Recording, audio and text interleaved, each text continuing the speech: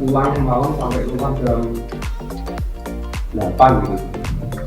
Terus bahagianya punya anak banyak itu anak itu ngeroyok, ada yang di kaki, ada yang di punggung, ada yang bangun jam tidur jam 2, bangun jam 4 itu. Kalau nomor serat-serat Jawa Kuno itu di serat-serat kitab Jawa Kuno itu, tapi tidak bertentangan dengan semua agama loh. Orang itu kalau mau beda atau mau sejahtera atau mau bisa memberi kontribusi ke orang lebih banyak, itu harus melakukan 3 hal atau minimal salah satu loh Pak. 3 hal atau minimal salah satu. Jangan dicatat, dan yang nggak mampu juga usah mengamalkan, nanti bisa sakit. Tapi pelan-pelan bisa. Kalau saya menerapkan ini dari tahun 99 dan tetap sehat. Apalagi kita beri bangun dari teman-teman supporter. Yang pertama, kita itu kalau mau berhasil harus mengurangi kesenangan. Tapi apa ya? Mengurangi kesenangan. Nah, mengurangi kesenangan itu saya nggak bisa ya Mas. Lihat jeep itu ngiler-ngiler, lihat apa itu Mas? Lihat double, lihat bangunan kuno, ngiler-ngiler, lihat keris itu saya ngiler-ngiler. Estetika dan seni keris itu saya ngiler-ngiler. Saya punya hasil lab penelitian keris banyak nanti ya. Keris saya. Kurangi apa? Kesenangan di berbagai kitab Jawa Kuno. Yang kedua, kalau Bapak nggak bisa itu, Bapak ngurangi makan. Kanjeng Nabi ya makanlah 3 juga. Bapak berhentilah sebelum ini. Berarti kan harus pol-polan, nahan. Oh nggak bisa saya, durian ini enak tenan. Tongseng kambing, tengkleng ini enak banget ya. Kepiting itu ya jol super. Saya nggak bisa ngurangi makanan. Kalau makan saya bisa. Kalau ngurangi kesenangan nggak bisa, ngurangi makan nggak bisa, ambil langkah yang ketiga, ngurangi tidur. Itu kan nggak apa-apa. Awet nom ngurang turu. Saya mengambil langkah mengurangi. Saya tidur 2 jam loh Kak. Dalam 24 jam dari tahun 9. Itu kan jadi terbiasa. Siklusnya itu terbiasa, dan kalau saya tidur lebih dari 2 jam malah sariawan loh nanti. Aneh betul. Generasi abnormal, semua fungsi itu ya normal.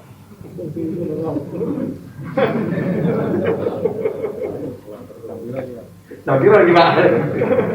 Jadi panitia itu pas.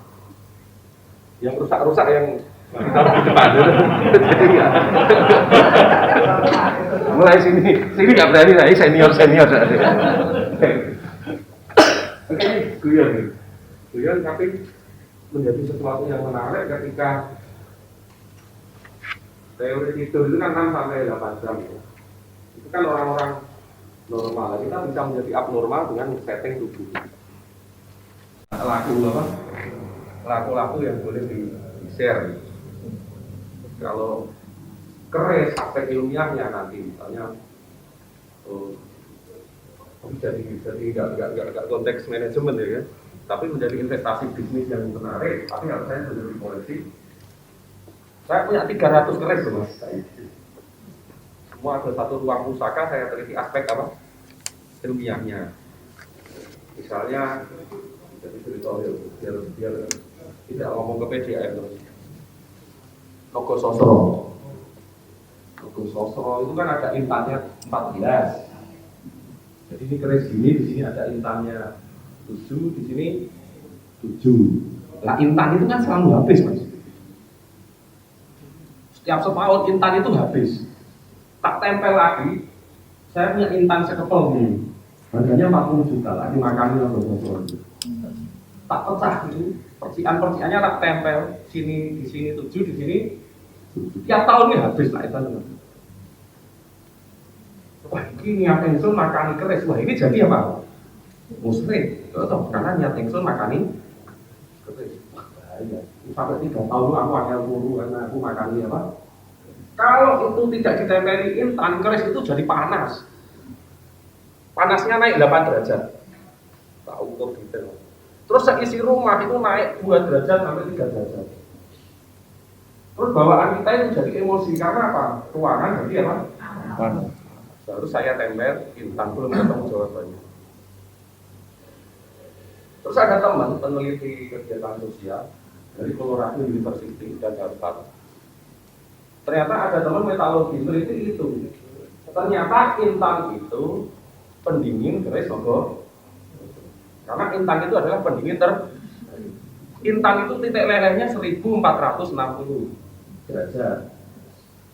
Si meteor badan kerisnya itu titik lelehnya 1200 derajat. Berarti kan menang intannya. Kebalik. Meteornya 1460, intannya 1200. Sehingga kuat siapa? Yang leleh siapa? Dan keris itu menjadi dingin, anyep itu loh. Kalau saya tuh, kalau kerisnya dingin loh, jadi anyep. Seisi ruang saya, kalau dikasih Nogososro itu, rumah saya itu turun suhunya 1 sampai 2 derajat, lebih dingin dari rumah jenengan misalnya. Tuh, yang kedua ternyata Nogososro, si intan itu luluh gitu mas, luluh jadi tepung. Dan apa? Membuat si Nogososro tidak berkarat. Jadi ada dua fungsi, mendinginkan ruang, yang kedua merawat keris. Jadi, nah reaksi antara intan dengan air meteor itu diukur terjadi 2 meter di atas rumah, mas. Reaksi apa? Semacam reaksi visi tapi di bawah visi. Di Joko Butuh dengan Pak Muka ngobrol, nyampe rumah saya itu nggak bisa. Kenapa? Ada reaksi apa? Antara bintang dengan si meteor yang melindungi rumah saya dari santet. Jadi saya nggak bisa disantet kalau ada Nogososro. Tapi saya nggak mikir santet kalau kita nggak punya dosa, nggak punya musuh dulu, dosa punya, tapi musuh. Kita tinggalkan urusan itu nanti jadi panjang ya.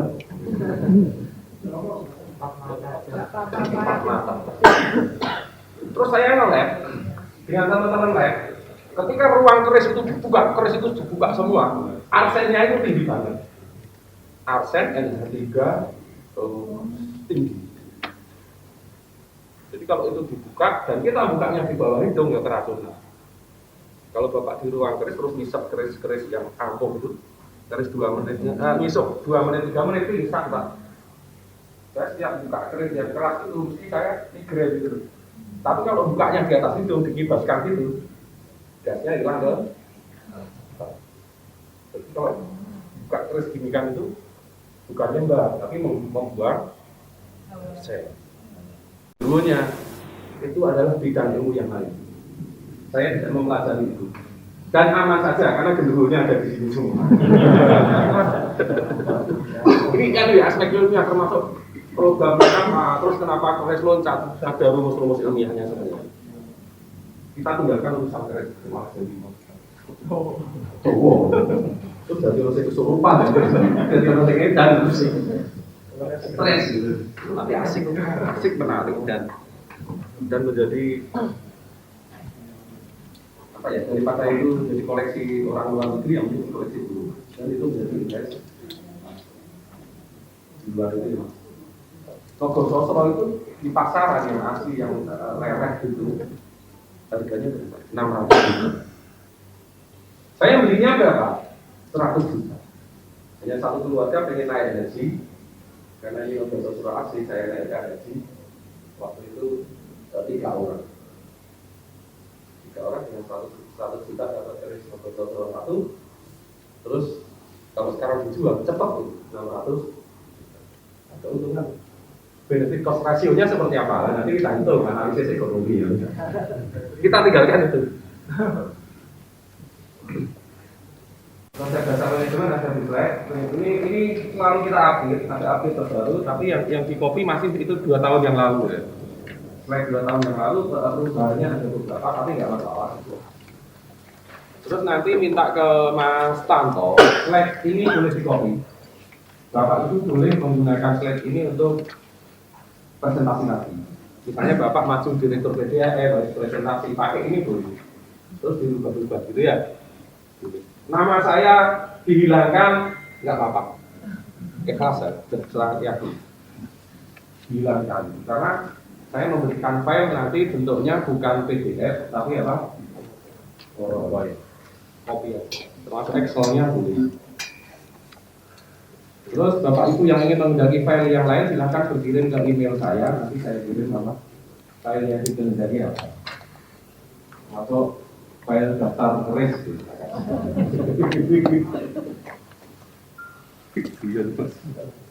Kalau ke rumah silakan, feel free, bebas-bebas saja, silakan ke rumah. Tapi selama COVID saya agak membatasi diri, acara-acara yang besar agak kita kurangi, tapi kalau hanya 1-2 orang sudah. Nah, bisnis air yang dijual itu bukan sekedar air, tapi apa? Nilai. Ini yang kadang PDM tidak memberikan. Kalau kita memberikan, maka hasilnya ada. Siapa? Semua ada di slide ini. Semua ada di slide di bawah. Yang dimaksud nilai tambah apa? Air itu kan ada di mata air ya Pak ya.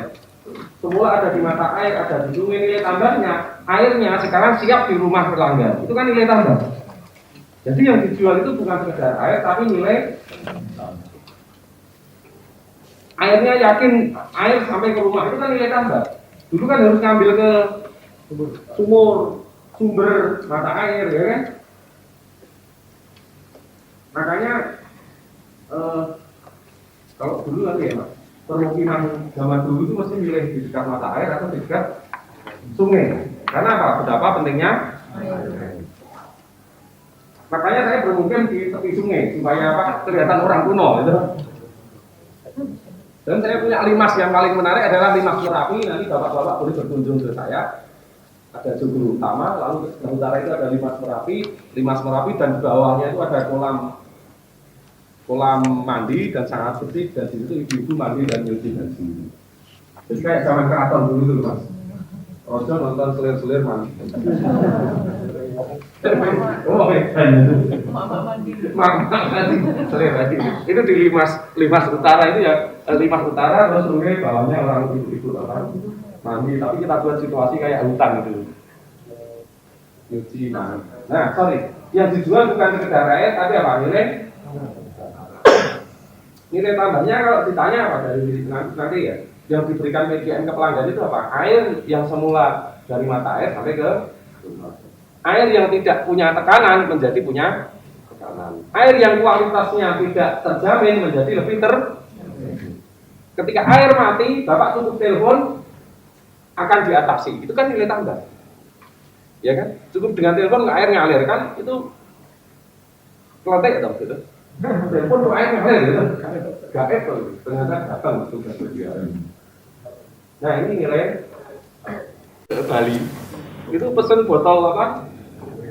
Botol kaca itu loh. Terus tak bawakan sampelnya gitu. Ini belum diturunkan. Kalau minggu depan saya mau ke Badung gitu loh. Ada pekerjaan, kita harus menyediakan air untuk PDAM Badung 400 liter. Sama-sama air loh Mas. Ya enggak? Sama-sama nilainya berapa? 300 mili ya? Betul? Sama-sama 300 mili. Ini biasa.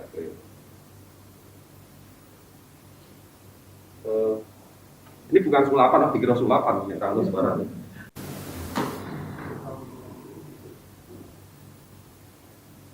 Dan ini kilo. Nah, 1000.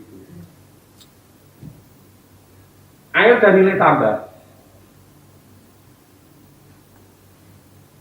Bilangin saja ini kasus biasa. Ini 1000.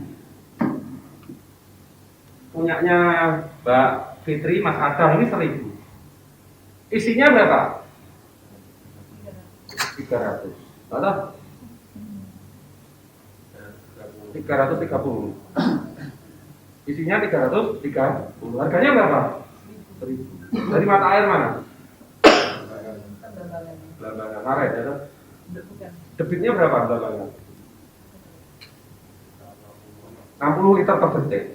Belambangan 60 liter per detik. Dibuat air minum ini harganya berapa ini? 1000. Ini 300 mili. Ini 330 mili. Harusnya mana? Ini toh, uang lebih 30 mili. Toh, logika sederhana SD loh. 330 sama 300, mestinya mahal yang 300. Kualitas airnya sama. Sama ini. Kualitas mata air belakangan itu luar biasa loh, Pak. Seger. Sama dengan Equil di Swiss ini. Mata air terbaik di dunia itu Equil di Swiss ini. Kualitas airnya, rasanya nanti dibuka sama persis dengan mata airnya yang dipakai Makoa Semarang. Kualitasnya sama, debitnya lebih banyak kita loh. Karena dia hanya 10 liter per detik dengan penjagaan tentara. Kita 60 liter per detik kok dijogo di lancang malam. Sing jogo sing kuwasa gitu. Harganya ini 1.000, ini 40.000, dan orang beli. Yang kedua, ini dipakai rapat di Kabupaten Magelang. Kadang-kadang orang Makoa. Rapat di PDM di Kabupaten Magelang itu kadang nggak pakai Makoa. Saya itu anggota Dewan Riset Daerah Kabupaten Magelang. Rapat di LH, rapat di Pabedan dan sebagainya. Saya selalu marah kalau nggak pakai Makoa. Kenapa? Itu adalah budaya nasional. Sehingga kita mestinya pakai air lokal. Sehingga kalau rapat ada Pak Haji harus pakai Makoa. Kalau nggak ada Makoa diganti. Karena saya selalu marah. Marah kenapa? Kita nggak pakai budaya nasional. Ini 1.000. Ini 40. Yang membedakan apa? Satu kemasan. Segmen pasarnya beda. Ini dipakai oleh rapat kepala negara, rapat PBB itu pakai ini seluruh dunia. Terus apa? Stikernya gitu. Desain stikernya kan aneh loh. Ini kan biasa. Ini yang biasa loh.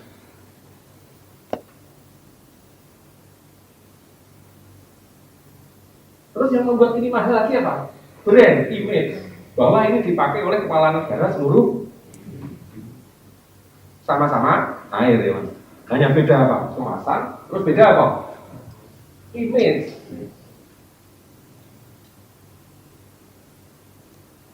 Promosinya gimana dulu ini Mas? Strategi promosinya. Ternyata Equil itu dulu strategi promosi pertamanya, air ini dibagikan gratis ke seluruh istana presiden di dunia gitu Mas. Istana Presiden itu disuplai gratis dengan jaminan garansi dari Swiss dan dari WHO gitu, Mas. Bahwa air ini apa? Sehat, aman. Akhirnya kepala negara di seluruh dunia itu pakai Swiss. Modal pertamanya hanya ngirim ke seluruh kantor Presiden. Ini kan sebetulnya ya bisa loh. Iya kan? Terlepas ini yang Magelang atau apa, tapi kita Jawa Tengah ini kan bisa. Ini ya.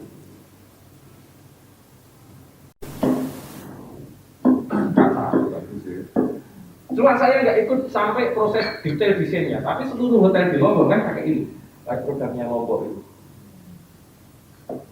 Nah ini saya nggak sampai ke detail desain karena terus saya sudah ketika pabrik sudah berdiri saya masuk ke ketika bikin kaca ini saya nggak tahu Mas.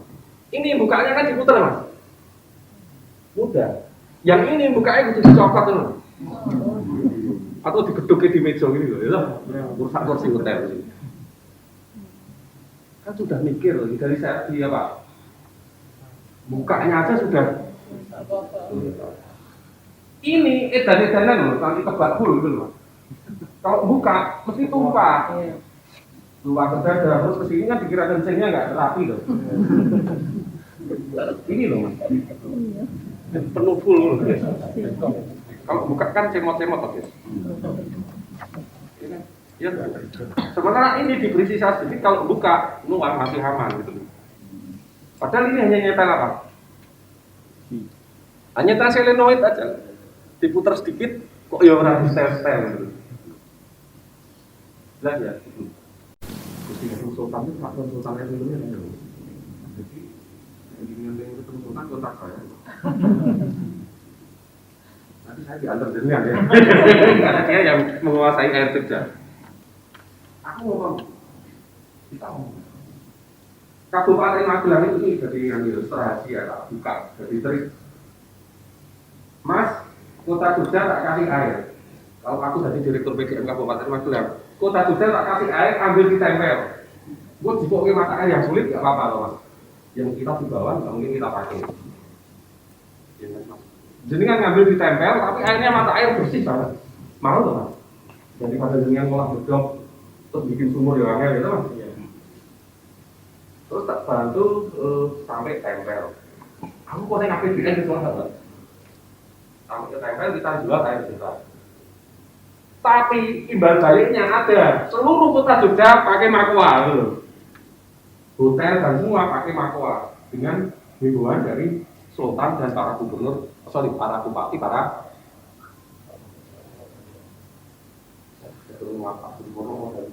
oke itu mas. Di seluruh Jogja nanti pakai airnya Equil Magelang itu. Kan dapat dua keuntungan Magelang. Jual air curah, lalu seluruh kota Jogja akan pakai Makwa ini. Makwanya Mbak Fitri itu. Kok itu wah malah jadi luar biasa. Kota Magelang, Pak Sigit, semua dinas. Saya kan anggota Dewan Riset Daerah Kota Magelang. Satu-satunya anggota Dewan Riset yang keanggotaannya double di Indonesia saya. Saya Dewan Riset Daerah Kabupaten Magelang dengan nama Awaludin Setiaji, D-nya double. Yang di Kota Magelang, Awaludin Setiaji, D-nya 1. Ketika dicek di sistem online namanya nggak sama loh. Iya, saya dapat pakai SIM tadi. Saya dapat gaji dari 2 kabupaten itu. Tapi bukan gajinya, tapi ide-ide kita di Kota Magelang dan di Kabupaten Magelang dipakai. Pak Sigit satu kemarinnya.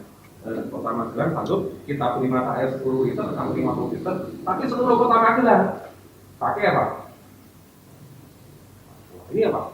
Sorry, di luar ini, tapi apa? Ini adalah bahwa mata air ini, bisnis air ini bukan sekedar bisnis air, tapi butuh apa? Nilai tambahnya apa? Kemasan, branding, image, lalu apa mas? Negosiasi dan marketing. Ya kan mas? Negosiasi, marketing.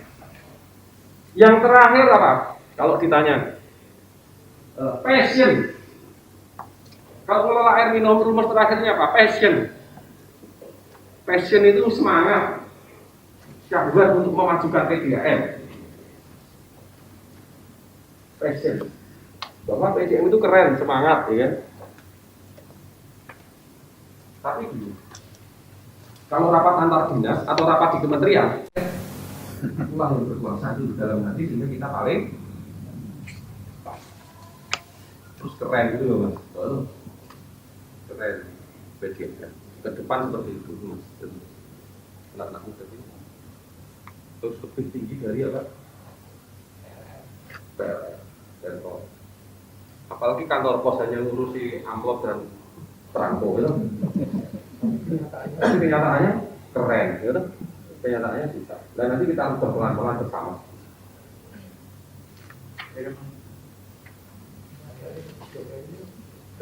Aspek KU ada rentabilitas, ada likuiditas.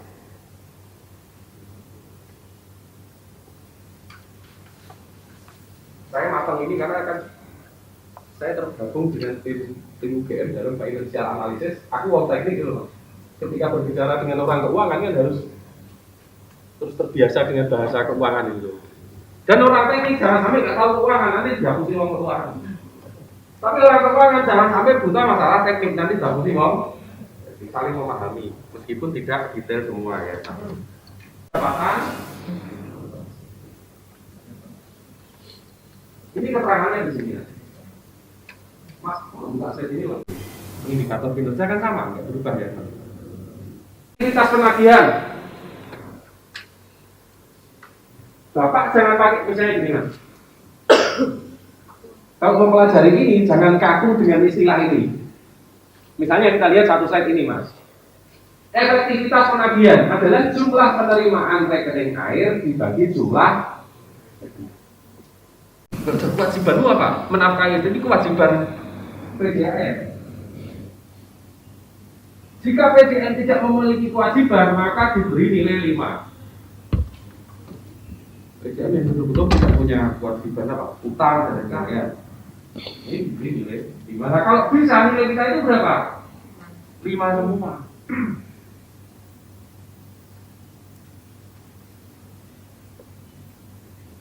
Ini kunci utama. Lalu K, Bapak bisa membuat singkatan ya. K, P. P itu apa? KPOS, Kapos. Gampang nggak? Kapos, kepala pos. Kapos, keuangan, pelayanan, operasional, SDM. Mesti keluar nanti itu kilometer. Kok kapos disingkat itu kapos? Kalau perlu ngepek di tangan atau buka catatan ya toh? Atau ditulis di paha. Pengujinya astagfirullah buka. Jumlah penduduk terlayani dibagi jumlah penduduk di wilayah pelayanan. Pertumbuhan penduduk, jumlah penduduk periode ini dibagi jumlah penduduk periode lalu. Jumlah pelanggan. Jumlah pelanggan tahun 2020 dikurangi jumlah pelanggan tahun 2019 dibagi jumlah pelanggan periode lalu. Nambahnya itu loh. Pelanggan 2020 dikurangi pelanggan 2019 dibagi pelanggan 2009, jangan dibagi 2020, kecil lah ya kan? Jelas ya, mengukur kinerja akhirnya nanti ke target ya kan, ke targetnya detail sampai nanti harian. Kalau nggak tercapai kenapa, dari segi SDM ya, kalau nggak tercapai kenapa, per bulan, KPI dan lain sebagainya. Terus dipanggil ada konseling ya kan, kenapa bagianmu nggak tercapai. Introspeksinya dari siapa? Manajemen dulu. Jangan-jangan alatnya yang kurang, komputernya lemot, listriknya sering mati, ya kan? Gitu loh, enggak? Introspeksinya dari sisi apa? Manajemen dulu. Jangan terus nyalahkan karyawan, oh teknologi pula ada. Butuh gitu. Saya nggak pernah butuh orang butuh. Setiap orang itu punya kelebihan. Cuma kalau saya marah besar hanya cukup satu kata. Masya Allah, bocah pintar ini. Saya sudah super marah. Kalau anak-anak proyek, tapi kalau saya ngomong, bocah pintar ini itu sudah super marah. Dalam hati bodoh banget. Tapi nggak ada orang butuh. Setiap orang punya apa? Karyawan. Kalau karyawan nggak mampu, dilatih. Ya. Kalau nggak mau, dimotivasi. Kalau masih trouble lagi, konseling. Konseling itu dipanggil orang per orang dulu. Mas, apa kok apa? Ngomong. Sebetulnya saya itu sakit, Pak. Atau lagi, sebetulnya saya punya masalah rumah tangga. Apa? Suami saya itu disko terus. Ke disko kenapa? Mencari saya.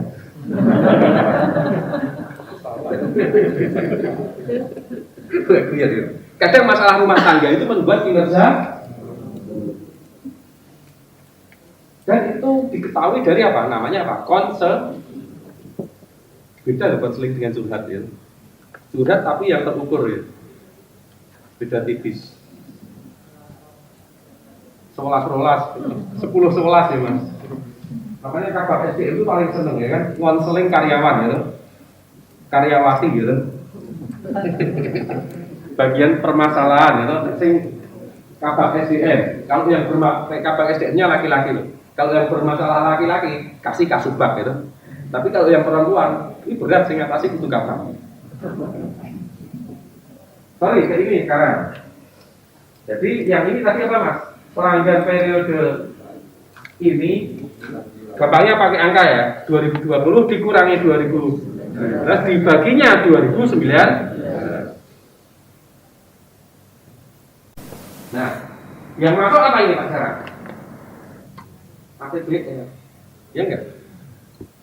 Makanya pengertian APBR jelaskan dulu ke BPKP. Terus BPKP ngambil istilah yang seperti apa kita hitung. Tapi breakdownnya sudah sama dulu. Bisa, Pak. Teman-teman BPKP bisa dijelaskan dengan apa? Neraca.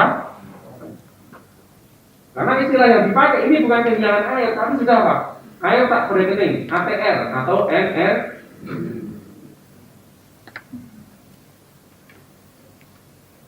Jam operasi, waktu distribusi air ke pelanggan selama periode evaluasi dibagi periode evaluasi. Ini hari.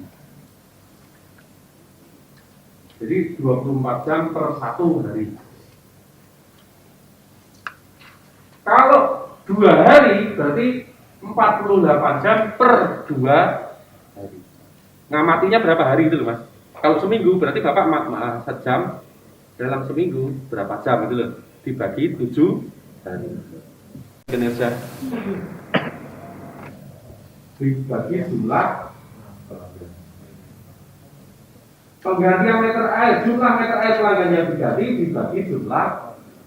Yang paling gampang apa? Nah, rumusnya penggantian meter, jumlah meter yang diganti dibagi jumlah gampang ya. Rasio jumlah pegawai dibagi 1000. Gampang, jumlah pegawai dibagi jumlah pelanggan dibagi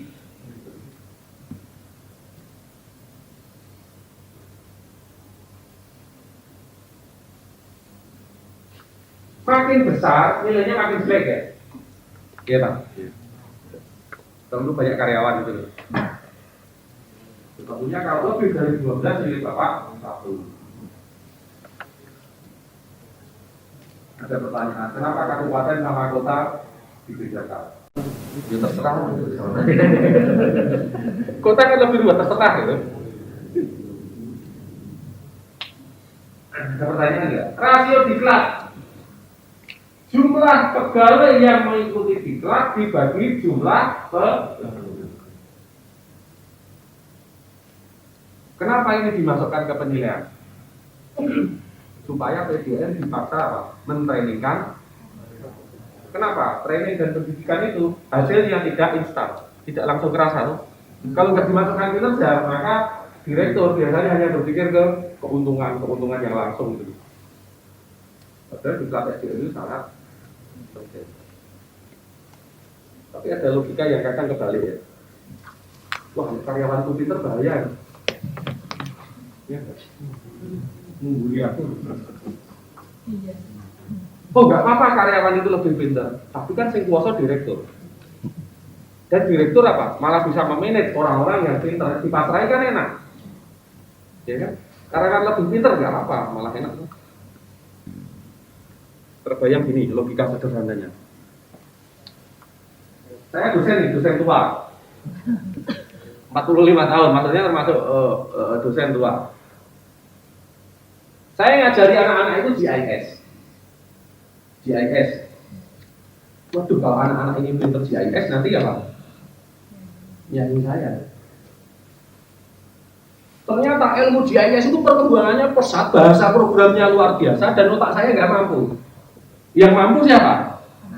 Anak-anak ini. Dan ini tetap staf saya loh. Ketika saya pasrahi pekerjaan di Indonesia Timur kemarin memetakan di 7 PDM di NTT, kita tinggal di sana, jadi loh.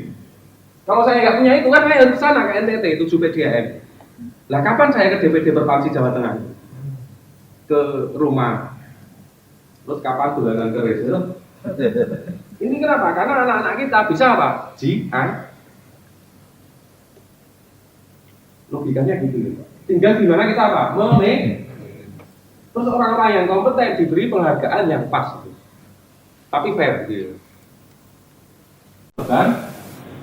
Nilainya berapa? 0,0.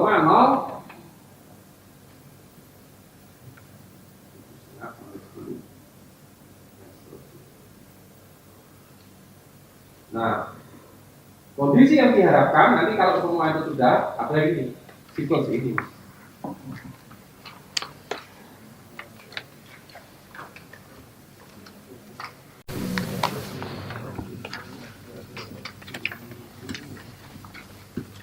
Kabupaten Semarang sebelah mana? dulu kalau sumur dalam kita pompanya rusak, ngambilnya pakai tracker dulu. Ingat nggak Mas? Itu ngangkat pompanya berapa hari? 2 hari. 2 hari. Kita Mas, 5 ton. 5 ton, 2 hari. Kalau pompa kita rusak, ngangkat pompanya pakai tracker, ya Mas ya. Tracker yang kerak itu. Katrol. Berapa hari? 2 hari ya? Rasio 1/5. Rasio 1/5. Berarti 2 hari ya? 2 hari itu karyawan nge-crack gitu. Sampai rumah. Istri itu kelihatan jadi rantai gitu. Karena 2 hari lihat rantai kerak gitu loh. Privatnya yang di rantai-rantai gitu.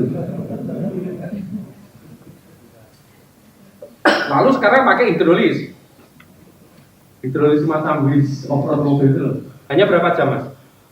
2 jam selesai. Dulu berarti pompa itu mati berapa? Ngangkat 2 hari gitu Mas. Servis misalnya 4 hari. Masang 2 hari sama uji cobanya ya. Berarti 2 hari tambah 4 hari tambah 2 8. 2 tambah 4 tambah masangnya lagi 8 tuh Mas. 8. Dengan membeli apa yang hidrolis otomatis tadi hanya 2 jam. Ini fungsi apa? Sarana prasarana, waktu, akhirnya apa? Saingan.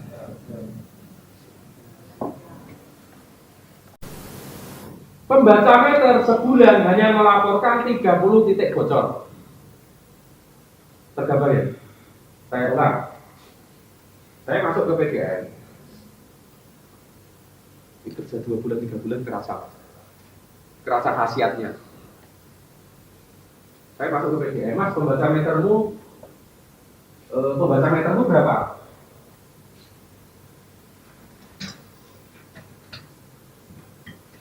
Pembaca metermu berapa? Pembaca meterku 32 orang. Iya ya. Lalu saya lihat tatanan kerja SOP gitu loh gampangnya.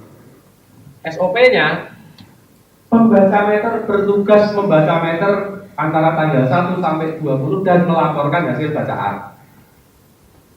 Terus saya tanya, pembaca meter di lapangan kan 20 hari Mas. Melaporkan titik bocor berapa? 32 pembaca meter itu hanya melaporkan titik bocor 30. Dengan atau gratis silakan ya kan. Jelas ya, 32 pembaca meter hanya melaporkan titik bocor sebulan 30. Kan sedikit banget kan? Terus tatanan kerja dirubah. Pembaca meter diberi tugas tambahan apa? Melaporkan indikasi titik bocor. Masuk ke sistem informasi. Tidak berhenti ternyata. Setelah dilatih 1 orang melaporkan yang titik bocor 800. 32 orang itu melaporkan 800 indikasi titik bocor. Poin Mas. Ada 8 barang itu artinya tidak pulang. Itu hanya mampu memperbaiki 4. Nah, masalah lagi loh ini. Yang 200 berarti bocornya tidak tertangani ya. Terus tatanan kerja apa? Nambah karyawan outsourcing atau apa? Pihak ketiga. Kan tatanan kerja Mas. Terus masalah nggak rampung ya ternyata. Ternyata orang baru bisa melakukan perbaikan itu kalau bagian perencanaan sudah mengeluarkan SPK, ya kan? Bagian perencanaan mampu membuat SPK sebulan hanya 300, misalnya. Berarti yang belum di SPK kan berapa? 300. Terus membuat program RAB online, ada program RAB online. Jadi kalau perbaikan ini tinggal ngeklik pipa keluar SPK. Terus misalnya dengan pihak ketiga, bendera mana yang sudah izinnya habis nggak masuk ke sistem input gitu mas. Jadi nggak mungkin muncul kontraktor yang izinnya atau administrasinya sudah nggak valid SPK. Bahkan kontraktor saya sosialisasi ke kontraktor di Samarinda itu saya sosialisasi ke kontraktor. Sekarang ada program ini, kontraktor minta, Bapak gimana kalau dalam program itu yang muncul bukan hanya SPK, tapi sekalian berita acara. Nah, berarti sistem informasinya ada apa? Membuat RAB. Ini yang dimaksud 8 unsur pengelolaan yang apa? Sistemik. 10 menit Bapak membuat contoh gitu. Satu bangku satu.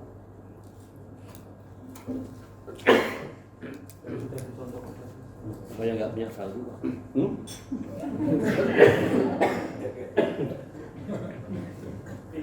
Setiap 4 paha satu. Coba cepat. Sistemik tadi. Menerima karyawan apa? Coba kasus. Systemic thinking, keterkaitan antar bagian itu berangkat dari existing. Saya contohkan tadi ya. Saya masuk ke media M, Mas, pembaca metermu berapa? 32 orang. Ini kan existing. Terus SOP pembaca meter itu apa? Membaca meter, ya kan? Terus saya tanya lagi, jumlah titik bocor yang dilaporkan oleh pembaca meter berapa selama 20 hari di lapangan? 3. Ini apa? Data existing. Data existing dan melibatkan apa? Waktu 1 sampai 20 hari. Ya. Ya kan? SDM. Jumlah pembaca meter 32 orang. Tatanan kerja membaca meter titik. Sistem informasinya hanya melaporkan 30 titik. Jelas ya? Itu apa? Kondisi existing survei. Lalu Bapak masuk ke sini. Kenapa tatanan kerjanya nggak dirubah? Dirubah gimana?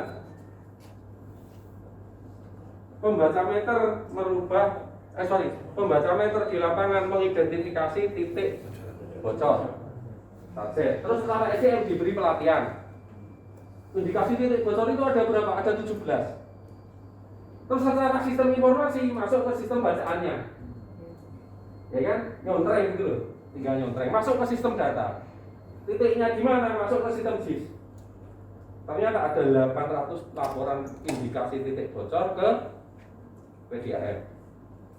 Finansialnya setiap satu indikasi diberi 3.000. Dengan uang 3.000 kita menemukan indikasi bocor 1 titik. Rugi nggak? Enggak, Mas. Ya kan? Enggak. Diklarifikasi ternyata bocor yang 800 laporan tadi yang bocor ternyata berapa? 6. Ternyata bagian pemeliharaan hanya mampu memperbaiki 4. Berarti ada 2. Ya kan? Ada 200 yang nggak tertangani loh. Terus tatanan kerjanya apabila bagian distribusi, bagian pemeliharaan nggak mampu, boleh menunjuk pihak ke itu contoh itu. Sekarang Bapak mau buat satu contoh berbeda. 4 orang satu aja. Atau mau 2 orang satu? 10 menit aja cepat.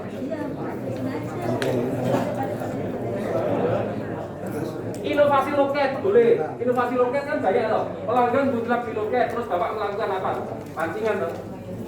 Ya enggak?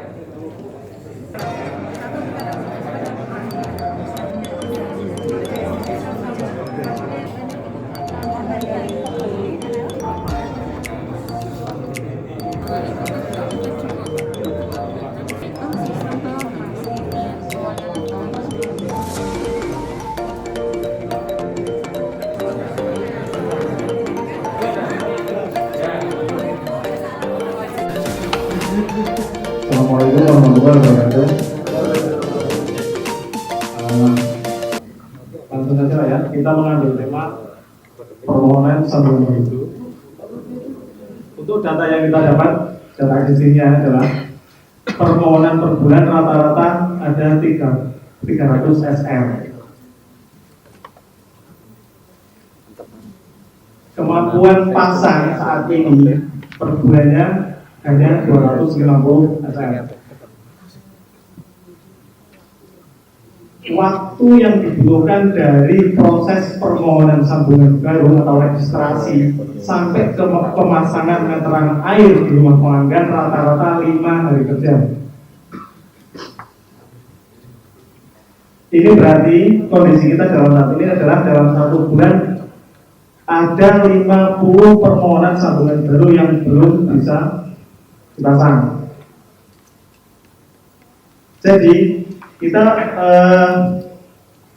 mungkin akan membuat tatanan kerja baru yang nanti pemasangan maksimalnya adalah 3 hari kerja. Kita berusaha untuk belum menambah karyawan ataupun memperhatikan. Ini juga akan berlintas ke dalam logistik, yaitu stok barang di logistik tidak boleh terlambat. Ini juga menyangkut ke finansialnya juga dari keuangan juga untuk yang bertanggung jawab dalam kesediaan stok barang. Dan yang tidak kalah pentingnya adalah informasi ketersediaan barang ini bisa diakses secara real time oleh yang bersangkutan. Jadi kita di sistem informasinya ini harus secara real time. Jadi pemasangan yang semula yang mungkin ada keterlambatan dalam hal stok barang bisa diminimalisir. Dan juga sarana prasaranya dari kendaraan pengangkut logistik yang saat ini hanya mampu untuk membawa logistik untuk 2 SR saja, mungkin bisa ditambahkan kapasitasnya. Apalagi yang mau dipasang dengan jarak yang lumayan jauh dari logistiknya. Jadi bolak-baliknya akan memperbanyak waktu. Itu saja. Mungkin detailnya bisa ditambahkan oleh Bapak. Terima kasih. Kami ada petugas survei 10 orang dengan rata-rata survei perharinya 1 orang itu maksimal 5 SR 1 orangnya. Sementara bulan ini aja kami itu pendaftaran SR itu hampir 500 SR. Nah, akhirnya yang terjadi adalah lamanya proses pemasangan SR baru. Kondisi sekarang yaitu proses SR terlalu lama, petugas survei 10, sistem informasi yang ada, KTP aja, kemudian sarana prasarananya kami survei manual memakai meteran, alat tulis, kemudian HP Android. Proses pemasangan rata-rata 1 bulan lebih, kemudian SOP kami itu dari SPL, kemudian survei. Dari hasil survei ini kita akan mendapatkan gambar dinas, intinya berupa data hard copy, kemudian kita kirim ke pusat untuk dibuat RAP, kemudian pengesahan RAP itu untuk menjadi BPPI itu melalui beberapa bagian, melalui bagian perencanaan, distribusi, kemudian kakak teknik. Akhirnya setelah jadi BPPI dikirim lagi ke unit, baru dari unit dikirim lagi ke pelanggan secara manual. Nah, kemudian finansialnya jadi biaya pemasangan terlambat masuk. Tatanan kerja yang terlibat, tatanan organisasinya yaitu unit, bagian perencanaan, hubungan langganan, transis, kabar teknik, gudang, dan keuangan. Peraturan perundangannya keputusan direktur. Nah, kemudian solusi untuk kita bisa mempercepat proses pemasangannya yaitu untuk sarana prasarana kita ada HP Android, ada komputer, kemudian aplikasi survei online sehingga nanti bisa langsung kita kirim secara online ke kantor pusat, tidak berupa hard copy. Kemudian sistem informasinya kalau tadi pelanggan cuma KTP, kita butuh juga rekening air tetangga terdekat untuk memudahkan mencari lokasi, kemudian WA atau SMS gateway untuk memberitahu ke pelanggan koordinat juga ya. Kemudian SOP-nya pun lebih kita simpulkan dari SPL, kemudian survei online, langsung ke bagian teknik, langsung keluar BBPI dan langsung informasi ke pelanggan. Kemudian untuk tatanan kerja pun kita mengurangi birokrasi unit dengan teknik pusat cukup satu bagian aja, kemudian langsung ke pelanggan. Kemudian untuk SDM diadakan diklat untuk petugas survei dan teknik. Waktu yang kita harapkan dengan adanya solusi ini adalah 1 sampai maksimal 7 hari saja. Kemudian dari efek finansial, BBPI cepat terbayar dan artinya menambah cash flow kita. Seperti itu. Terima kasih. Bergeser ke kolom 3 lalu kolom 4. Monggo. Terima kasih Bapak atas waktunya. Untuk simulasi yang saya buat sangat sederhana Pak, yaitu di bidang penagihan Pak. Itu simulasinya seperti ini. Di unit kami totalnya 80 juta, terus yang bayar di kantor tanggal 20 itu masuk 60 juta, yaitu estimasinya itu 75%. Jadi piutang kami adalah 20 juta dengan target tagihan 25%. Sedangkan di unit kami penagihan cuma 1 Pak. Nun sewu itu jadi merubah tatanan kerja, melibatkan pembaca meter dan teknik untuk dibuatin. Terus dengan fee 1% 10.000. Jadi melibatkan aspek finansial ya, yang apabila terjadi terpenuhi dapat merubah presentasi penagihan kami.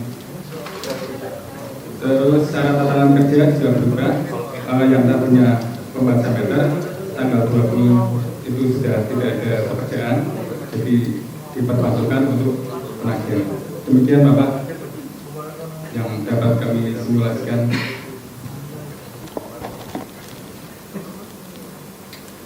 Terima kasih. Close nomor 3. Kebetulan ini bisa perwakilan. Ini mohon maaf sebelumnya saya sebelum menyampaikan apa yang menjadi hasil dari gugatan berlima. Ini kita berbeda sendiri Pak. Jadi pasti akan lebih bagus karena kita dari mewakili 6 orang. Jadi tolong hasilnya tolong dibedakan Pak, nanti kualitasnya. Karena saya melihat dari 3 yang sebelum kami menyampaikan itu sangat normatif sekali, hanya melihat dari bagan kemudian diaplikasikan sesuai yang ada sudah ada, tinggal diotak-atik sesuai itu aja. Bagi saya mohon maaf kritik saja karena kita berlima, berarti kan hasilnya lebih luar biasa ya Bu ya. Jadi saya memberikan kritik ketika dari pojok sana hanya di otak-atik gadok-gadok, berarti waktu yang berubah jadi begini, sistem yang berubah juga berubah, tatanan kerja juga akan berubah. Itu tidak, menurut saya tidak begitu. Menurut saya seperti pemahaman yang Bapak berikan kepada kami berlima ya Bu. Jadi awal kita punya data mungkin kasuistiknya sama, yaitu tentang tagihan seperti yang dari Batang ini, karena kami juga dari anggota dari Batang juga ya Pak. Oh kalau tidak dari Batang. Kami berlima sepakat untuk mengangkat tema yaitu jumlah tagihan. Kita asumsikan tidak dalam kita tidak mengkonversi dalam bentuk rupiah, tapi kita konversikan dalam bentuk SR. Tapi kita ambil sampling aja yaitu 1.500 tagihan SR yang terkendala dengan durasi 1 sampai 3 bulan. Ini mau dibedakan Pak, mungkin Bapak Ansi lebih tahu bisa membedakan bagaimana simulasi dengan berbasis analisa dengan simulasi yang hanya berbasis nyocok-nyocok gitu. Kemudian 1.500 ini kita breakdown menggunakan SOP yang normatif yang sudah ada di KDAR. Kemudian kita mendapatkan angka tagihan yaitu sejumlah 700 SR. Kita menggunakan mekanisme yang normatif yang ada SOP di dalam PDAM, kita mendapatkan 700 tagihan sambungan rumah. Hasil kita punya PR 800. sambungan rumah. Apa yang akan kita laksanakan yaitu kita akan menggunakan rekayasa penagihan. Rekayasa penagihan itu secara detail kita akan sampaikan apa sih yang harus kita lakukan.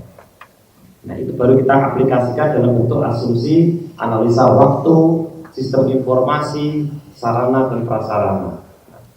Waktu kita sudah bikin analisa 1 sampai 3 bulan. Sistem informasi jelas kita sudah selalu memberikan informasi berkaitan dengan tagihan yang molor, yaitu surat tagihan. Surat tagihan itu kemudian kita iringi dengan sarana prasarana. Sarana prasarana ini kita di Kabupaten Semarang wabil khusus Pak, mungkin bisa diadopsi dengan di daerah kabupaten lain.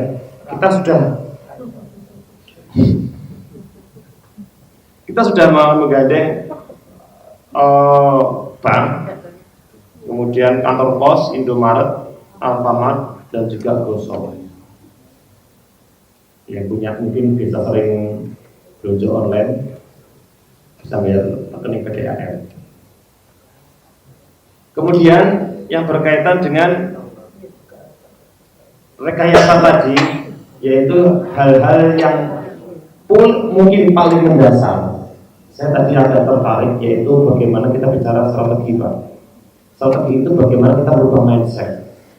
Mindset itu adalah bagaimana ketika ibu ini adalah beliau menerima pembayaran online. Ketika pembayaran online yang datang ke loketnya ibu ini adalah yang pertama ditanyakan adalah PLN. Yang kedua adalah Telkom. Yang ketiga Indigo muncul, BPJS. Terus pun susu, turah, baru tak gue bayar.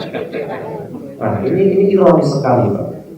Sehingga saya sedikit mengkritik teori Bapak juga ketika bicara SDM itu harus sebagai sebuah akhir dari tujuan. Tapi ketika bicara SDM itu juga harus diikuti bagaimana mengedukasi. Mungkin kalau di loket yang pertama dibayar adalah SDM. Gitu ya, Bu ya. Itunya dia bisa Bapak. Ini diskusi tadi di kelompok kami sekalian curhat ibunya ini. Kemudian akhirnya tatanan organisasi secara natural, secara alami akan berubah. Karena apa? Di situ ada sarana prasarana yang kemudian masuk yang kita gandeng oleh pihak PDAM. Ada Gosok, ada kantor pos, ada Indomaret, Alfamart dan seterusnya. Hal-hal ini kemudian apa yang kita dapatkan? Hasil kita mendapatkan angka 1.200 sambungan rumah yang terbayar. Sambungan rumah yang terbayar itu ternyata menurut kami masih punya PR berapa? 300 sambungan rumah yang belum terbayar. Nah, ini kita bicara lingkaran yang kuning ini. Tatanan kerja. Tatanan kerja tidak kita tadi kan dari 1, 2, 3 presenter yang awal, yaitu membuat sebuah fenomena dalam tatanan kerja yang sudah ada. Tapi kalau menurut Bapak tadi yang di depan, tatanan kerja itu yang berkaitan dengan pihak lain yang kemudian kita gandeng. Dalam hal ini adalah pihak ketiga.